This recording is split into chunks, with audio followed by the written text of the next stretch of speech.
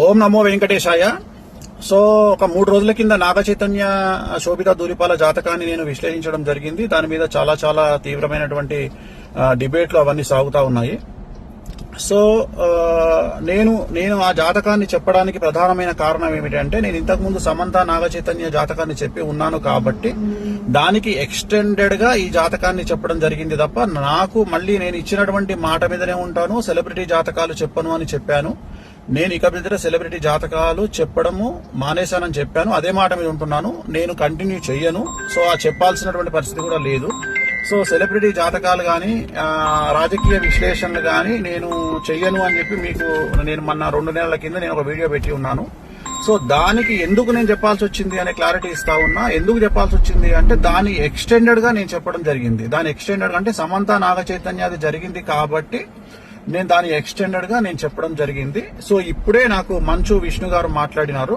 So మా president Manchu Vishnu గారు మాట్లాడినారు. నేను వారికి కూడా నేను క్లారిఫికేషన్ ఇవ్వడం జరిగింది. సో నేనేం చెప్పానంటే, ఇక మీదట నేను సెలబ్రిటీ జాతకాలు కానీ రాజకీయ జ్యోతిష్యాలు కానీ పర్సనల్ ఎవరికి సంబంధించినటువంటి వ్యక్తిగతమైనటువంటి అంటే సెలబ్రిటీ జాతకాలని విశ్లేషించేటువంటి అవకాశం లేదు. అది చెప్పను.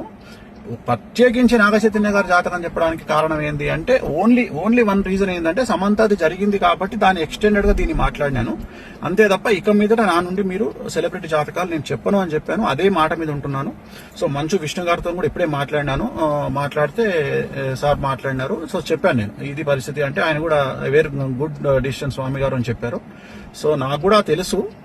కానీ ఈ ఒక్కటి చెప్పడానికి కారణం ఏంటంటే, ఆల్రెడీ జరిగింది కాబట్టి దాన్ని ఎక్స్టెండెడ్ గా ఇది మాట్లాడాను. సో ఇక మీదట నేను సెలబ్రిటీ జాతకాలు చెప్పను అనే మాట మీదనే ఉంటున్నాను. నేను ఎక్కడ సోషల్ మీడియాలో వేరే వాళ్ళ జాతకాలని విశ్లేషించే ఉద్దేశము నాకు లేదు. నేను ఇక మీదట పెట్టను. విష్ణు గారు కూడా వచ్చిన తర్వాత కలుద్దామని చెప్పినారు. సో ఇది నేను నా సోషల్ మీడియా ప్లాట్ఫామ్ ద్వారా నేను చెప్పాలనుకుంటున్న విషయము. ఇది డిసిషన్ అయిపోయింది.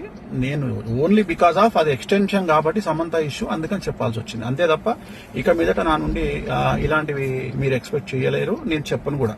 ఎలాంటి సెలబ్రిటీకి సంబంధించినటువంటి చెప్పాల్సినటువంటి పరిస్థితి నాకు లేదు. నేను చెప్పను. ఓం నమో వెంకటేశాయ.